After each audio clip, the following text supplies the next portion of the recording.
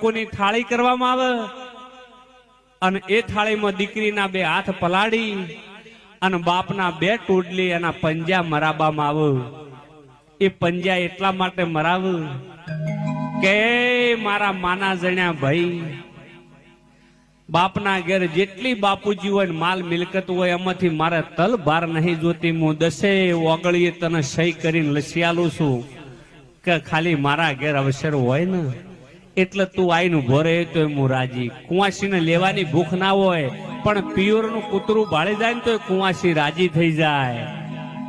અને દુનિયાની વસ્તી એના કદાચ આમંત્રણે એના માન સ્વીકારીને આવી હોય, એના ઘેર અવસરમાં દુનિયાની વસ્તી કરોડપતિ માણસ આવ્યો હોય પણ પિયોરનું નેનું છોકરું ના બાળે ને તાર દ કુંવાસી વાટ જોવો કે મારો ભાઈ નહીં આવ્યો, એ મારું પિયોર નહીં આવ્યું.